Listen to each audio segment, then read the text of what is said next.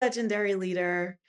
So earlier today, while on the beach, I had recorded a video speaking on peace and how earlier in the day, in the middle of my day, actually, I asked myself, what is it that I need right now? And I thought, peace, peace, peace, because I had such uh, I feel like a strenuous, stressful morning, even though I kept like a cool as a cucumber exterior and smiled.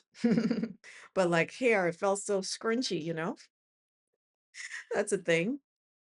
And so in the middle of my day, I stepped away and I went to the beach and just walked on the sand. And I'm gonna try to remember to link that video after this video so that you could have that opportunity with me on the beach.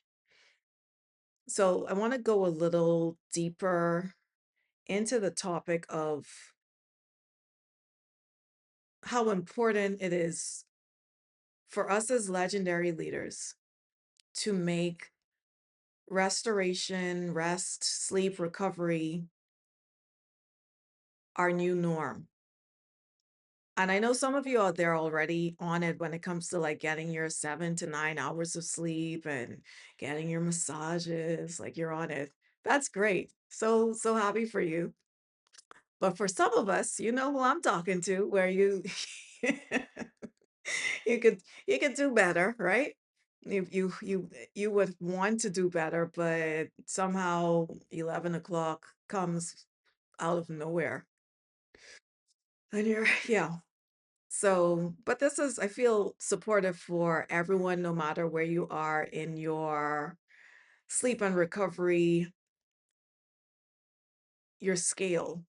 And just to plug in this moment too, this week I introduced the Happy Healthy Transform Legendary Leader Wheel, which is a simple tool to help us to assess where we are in very pertinent aspects of our leadership lives, our life experience, to ensure that what is most important is always in vision, in view, and that we at any given point could decide, let's use strong, intentional language here. So choose is like, I could choose this, but then I could also put it back and choose that. Decide is when we remove, or dare I say, kill off all other options. It is that one, and that's what's it going to be. So, where we could decide to choose a higher state of that aspect of our lives to live by. And yeah, so going deeper, let's talk about what it means or what happens to somebody, not us, right? What happens to somebody or a legendary leader who never pauses, who never slows down, like literally and pauses? So thinking about personal experience, uh, what I've been challenged with for at least a decade, not slowing down and pausing, was you have this sense of heightened alertness that's always on. You always have this sense of, I gotta get up and go type of thing. Like, okay, what's next? What's next? What's next? You, well, let me use personal language here. I tended to often, I still challenge with this, you guys, not celebrate along the way my accomplishments, my wins, my milestones. They just kind of were placed at the bottom of the list, and you can, or at the top of the list, however which way, and just like on to the next thing. So, ooh, yeah, on that note, I started to lose a sense of fulfillment with my life, with my work, which sadly, as I said back in the day, that my work, my career was my life because it took up majority of my workday, still does. But for me to say define my life as the work that I do, not anymore. Not this legendary leader. Uh, in addition to those things, it was difficult at times for me to fall asleep. It was painful when my alarm went off, knowing that it was time for me to get up and start my day. It started to, that always being on thing, it started to remove the color from my external world. It was more like gray. I didn't find delight as readily and easily as I at my baseline would. So, life just wasn't exciting for me. And that in itself is disheartening to just call it as that, because life is so fragile, I've learned, and it's short as well, even for those of us who will be living until like really long, but it's short. uh, Therefore, the trouble is we think we have time. And that actually had me always in go mode as well, because it's like I didn't want to ever get comfortable thinking, oh, I have plenty of time, I'll do it tomorrow. I still do procrastinate, you guys. Don't worry about that. I procrastinate with the things I should do, but I'm on it with the tedious tasks that wouldn't necessarily move my needle towards, next level success or happiness or, you know, satisfaction. And as a result of that, I found that my interactions with others, whether that be patients, sometimes, definitely my nurses, my staff members, my loved ones, oh goodness, my family, my beloved family, it would strain my interactions with them because I always was looking just for a moment where it could just be me. Like, I love me some alone time, you guys. I am not uncomfortable with it. I've never, well, I won't say never, but very rarely would you find me looking for, hey, where is everyone? Like, I'm all alone. Oh no, I'm okay with that. And I pin it to the fact that the work, what I do is very people oriented.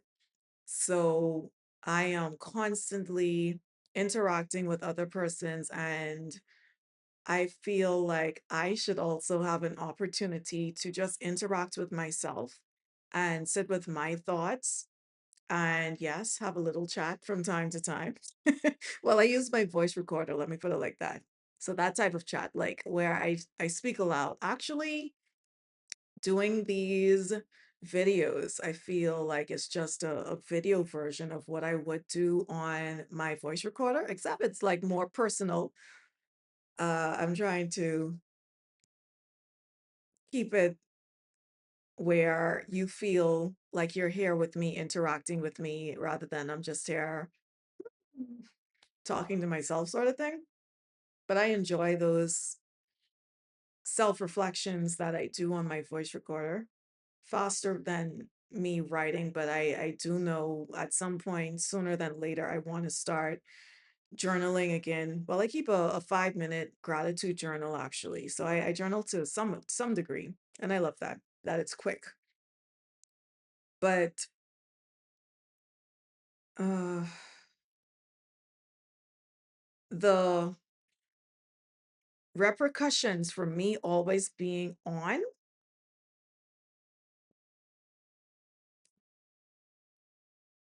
it doesn't bring me joy. And sometimes I would look at colleagues who I know they for sure they unplug from whatever work, like they go all out vacation mode. I have been known to use my vacations for work purposes, like going to medical conferences and going to those things. That is like going to work, like you learning so much. Gotta love to learn. And I started thinking, what is the repercussions of always existing in that sympathetic nervous system drive? All right, so let's talk a little about the two arms of the nervous system. Well, the two I want to focus on, sympathetic and parasympathetic nervous system. And don't worry, we are not going full blown medical here because mm-mm. We just gonna keep it simple so that we are on the same page here. So sympathetic nervous system is like what I described, where your body is always in, well, on go mode. So your heart rate quickens, your focus sharpens, your body actually releases the stress hormones, which the purpose of it is to get you in that state that you, as we say, fight or flight, like you have enough energy and your body is engaged fully for you to do whatever it is you need to do, depending on the scenario. And whereas the parasympathetic nervous system is like the opposite sort of thing. So your heart rate slows down. You have the ability to have body processes that are more restorative. You have digestion happening in your gut better. You also just have this calm and stress-free sense upon you. And I thought, why is it that we glorify pushing through exhaustion and performing as leaders over slowing down and pausing?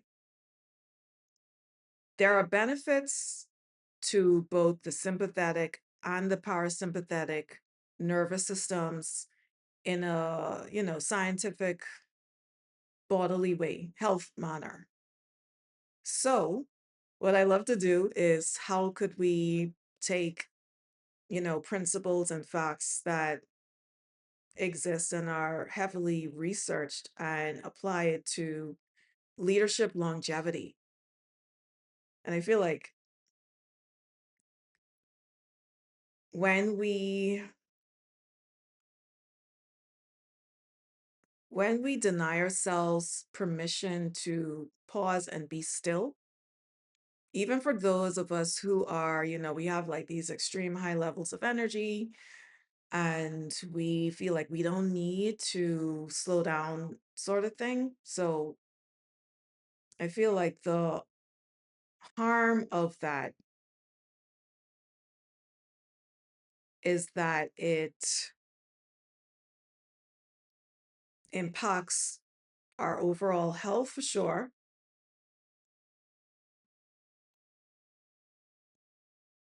let's categorize it a bit. Let's go with individual. So individually as a leader, it impacts our health in a negative manner because as I mentioned, your body wouldn't have the opportunity to optimize its restorative processes. So that's just a part of the way our bodies work. Our cells are always busy doing something for the most part, but it's when we slow down and rest and sleep and recover that the body has an opportunity not to worry about what it is that we have on our agenda. It could do whatever is needed to repair and replenish the bodies for, the next day or, the next task at hand sort of thing. And I'm sure that there comes with it too a sense of, in a way, like detoxification of the nervous system, right? Like when we go to sleep, there's like this peristalsis movement that comes over the brain, washing it with fresh cerebral spinal fluid. I'm chuckling because I'm thinking to say the word brain juices. To keep it simple, for non-scientific listeners out there, but peristalsis meaning that, you have this movement where you have, well, it's a process where you have movement followed by relaxation, movement followed by relaxation, and that itself causes movement. So the same thing happens in the gut where, say food or, let's talk about you chew food and it's going from the throat, down your food tube, down to the stomach where it gets digested or where digestion continues because it actually starts in the mouth. Uh, for that to go down, and sometimes, if we don't chew properly, we might feel that little ball of food and it just kind of like that muscle just moving it, pushing it. One part's moving while the other is relaxing to push that through, sort of thing. So I feel like, why is it that we celebrate pushing through performance so much? We glorify it over more restorative processes, which might be seen as, inadequate activities for us to get involved in. That's the culture of leadership at large. I know that there are some organizations out there who are doing it right, some leaders who are doing it right. Kudos to you. I'm just at this place where I'm so ready to disrupt this stereotype that, you know, mm, I'm going to say some things on this. Listen, that leadership is service first. I think we could like how do you say it, rebrand? I don't want to say reframe, but I feel like we could elevate it. Elevate it or redo it and say that leadership is self-service first, or like what I've been saying all along, leadership is human first. So I feel like, make sure that you are well taken care of, that you are primed, so that you've had your restoration, so that you can operate properly and best when you're in your go mode, as opposed to having this sense of I have to neglect and deny myself because I want to come across as selfless and caring and considerate by others. so that they could label me as a good leader because I sought out them in their time of need. And instead of me doing something for me, I went and did it for them. Yeah, I think it's time we create a new norm for us, one where we make sure we could function and do that in a sustainable manner. And in order for that to happen, for us to give ourselves permission to pause, allow that restoration to happen, the benefits of having a sense of peace and groundedness in the midst of your workday, your workflow, it's so invigorating and refreshing, and literally it brings forth with it an open door to our already present capacity with our productivity, our creativity. Some of us are in lines of work where innovation is the ultimate desire that the company is working towards, especially in this time that we live, sort of thing. So, like,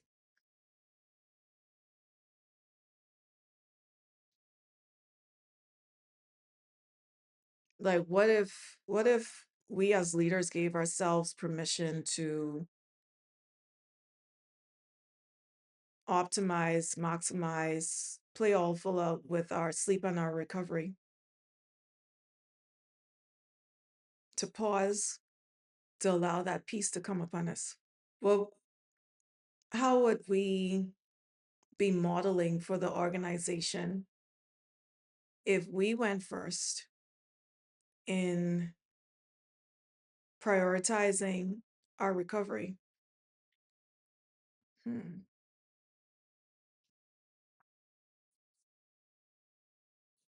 Like, really go all in with it. Not waiting until we are so exhausted to have to take vacation.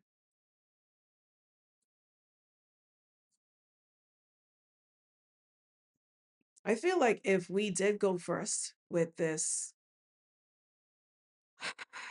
that speaking about restoration, it would pave the way for our teams and for the organization at large to know that this is okay, that this is something that is good and beneficial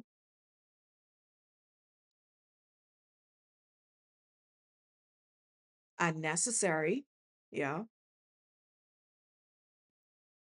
for us to have great productivity as a company. And to believe it or not, it's something that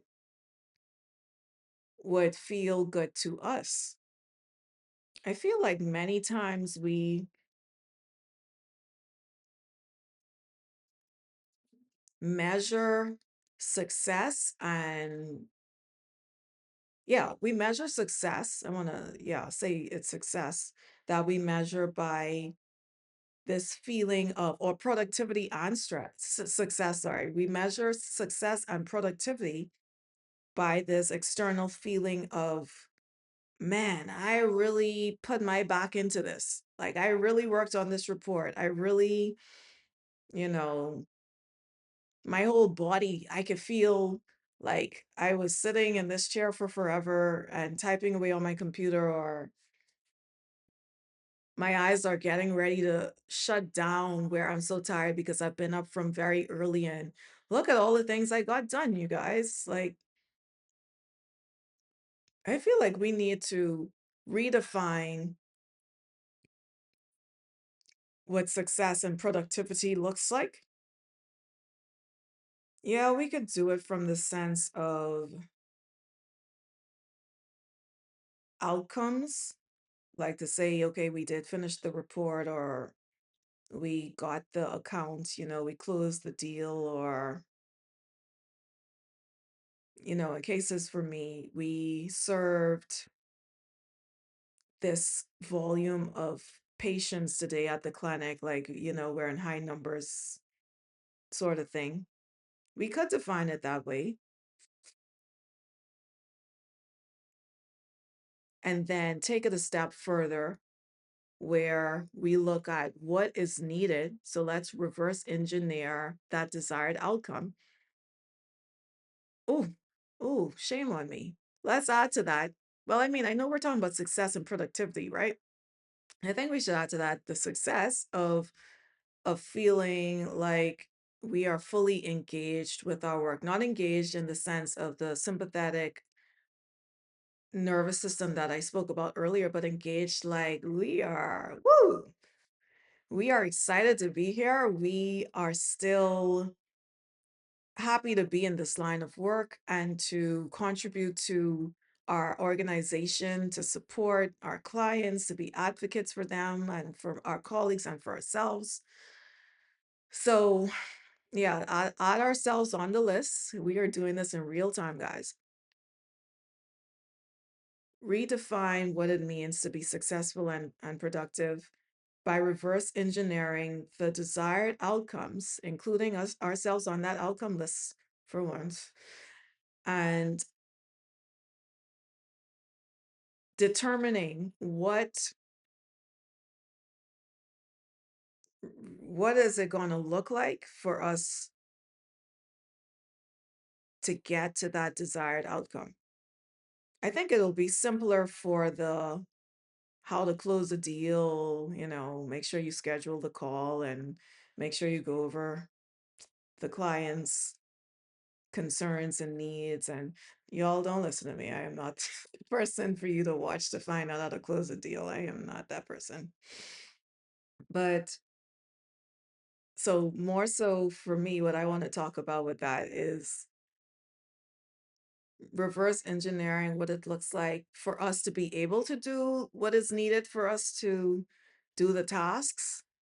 So, for instance, for me being a doctor, right? Let's say I need to see a busy clinic, like get through the numbers, the high volume numbers sort of thing. What is needed for me? Ooh, let's even make this again very real time scenario while mentoring rotating medical students, giving them a best experience as possible in the family medicine training for their experience. Can I add anything else on that? I feel like no, let's not go too far. So, yeah. So doing the best for the patients, keeping my clinic happy that, hey, we saw, a lot of patients today and everything went as smoothly as was possible. But we also get to mentor and teach and coach at times medical students. So, what is it that I would need so that I could do all of those major activities while not feeling that? I think I said at the start, this cringy feeling in my brain, like, oh, it's so much, the pressure, the weight of it. I guess I should answer. What I posted on the LinkedIn post I made this morning when I released the newsletter issue number 2 was for the legendary leader wheel. The area I wanted to strengthen this week was my sleep and recovery. How convenient that I'm having a conversation on that right now. And I said, one of the ways well, not the activity, the routine, I would re-engage my bedtime routine where I would I would set a bedtime for 10 p.m. That is the best I could do, you guys, for now. And I would come off of all screen devices by 9 p.m. So give myself an hour where I would then use warm light and read a book, and I'm just loving like personal development books so that I could allow my body to slow down. I feel like just reading in itself, like I wouldn't say I skim read, like I love to savor the words, and especially if it's like really interesting, something that I'm reading. So I would need to optimize my sleep and recovery. I would also want to optimize my diet and supplements as well.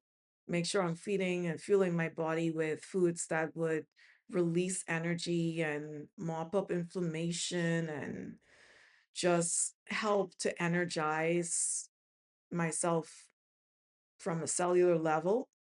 And I am doing well with that. Exercise, making sure that my body is able to take on the demands of the day. I also need to insert in there a joy moment, something that just has me like, ah. And I know for me, that's gonna vary. I'm gonna create a video, maybe the next one, who knows? But I'm gonna create a video that speaks about my philosophy, my philosophy of joy for legendary leaders. And then also I would want something that gives me a sense of calmness and stillness and peace, especially for me to be able to pause with my thoughts. And that's how I, in a way, coined the power pause, because I thought that by pausing, it actually powers me up. It's like a refuel moment for me. And honoring that as leaders, we don't have all the time in the world to just be disengaged from the work, especially like in the middle of the day sort of thing. So that's why I do my best to have just a 5 minutes, or sometimes it's just a little longer. Um, and that's why I am dedicated to providing these power pauses weekly for you with the leadership reset and giving you that full immersive experience where I guide you through it, sort of thing. And now that I think about it, I don't remember how much things I called up, but these are all components in some shape or form on my leadership legendary wheel. And I remember purpose. Again, I have lost count of what I was saying, but purpose is on there. So having that, oh, I remember self-connection, where making sure there are some elements of why I'm doing the work that I'm doing in the work that I'm doing. So connecting my purpose to my actual job responsibilities, that would bring me like so much um, satisfaction and fulfillment that I got, a part of me in there too. And on top of that, self-connection. So keeping connected with my legendary identity, knowing that I do not trade off who I am just to get the job done. Like it's no longer whatever it takes to get through this busy clinic. Not whatever it takes. not not not Brew. Please no, not her, not me. Not anymore. That used to be my story. Let's add more to that used to list. I used to be this way. I used to think that way. I used to, self-sabotage rather than I still do this. And then, yeah, I'm so excited because with these videos and my documenting my journey for leadership longevity and why I'm here right now speaking to you, it's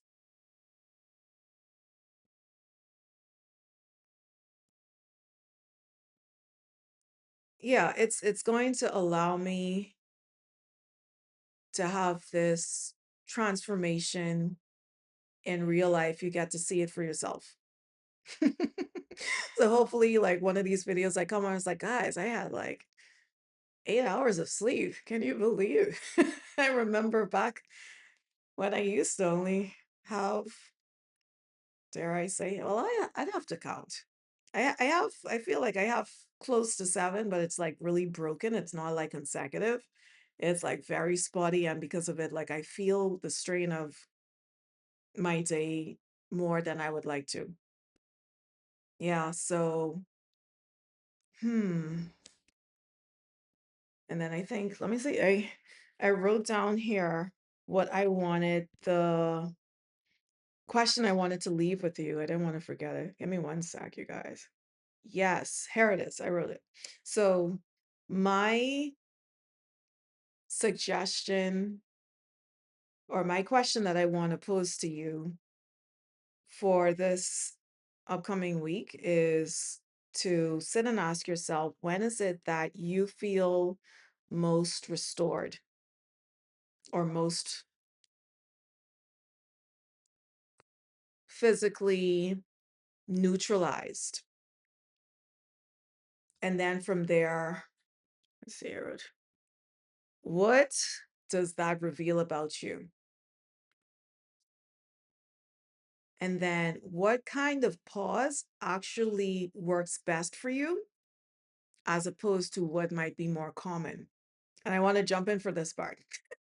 Like, I want to give my answer. So, yeah, when do I feel most restored? Hmm. I would say when I do give myself permission to slow down in my day and sit with my thoughts without any hurried, like, deadlines for time. What does this reveal about me?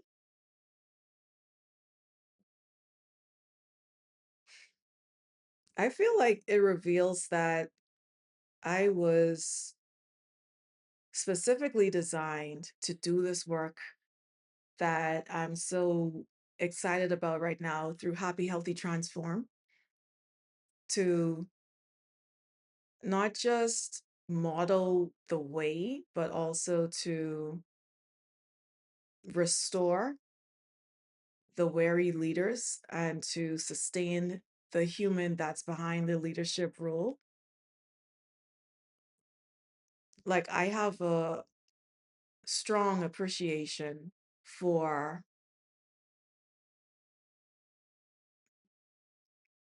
slowing down and having boundaries around that blocked off time,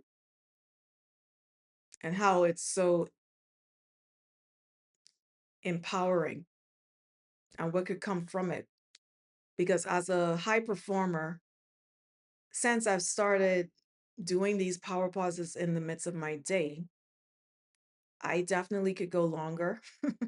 I could go, I can maintain my intensity with how I tackle tasks and duties while remaining pleasant these days. I'm sure like my staff could be like, "You, watch did you have your coffee?"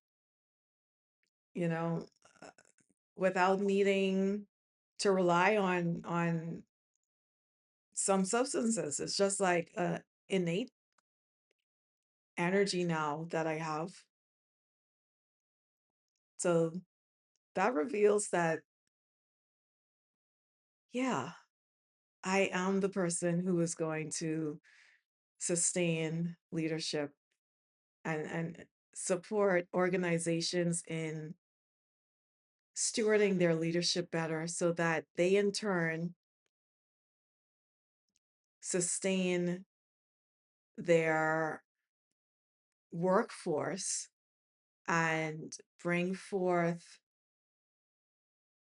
becoming organizations who not only take care of their clients but also take care of their staff. Leadership is human first. So many of us are in human service jobs, but we often forget to add ourselves to the human aspect. We think it's like all about others, and it's not to like switch it out. It's more like, can we include ourselves with others? And I feel like who better to do this inclusion, or this level of support than ourselves. And it's not to put like more on you that you need to do, but I feel like who knows you better than you? And for those who might need some time to dive in deep, and I'm here to support you with that too, so that you could become s- connected with yourself or reconnect with yourself. That stuff just makes me go, yes, I am ready. I am so on this. Yeah. All right, guys. Did I answer all the questions? Right. So, what kind of pause works best for me as opposed to what is conventional? And again, this is going to come with like another video, but I'm going to say specifically for me. Well, I did say already the pauses where I could just sit with my thoughts. I just love checking in to see what is going on in my mind right now. What is she thinking? Like, oh, like it just humors me. It's very interesting in there, you guys. Yeah. All right, guys.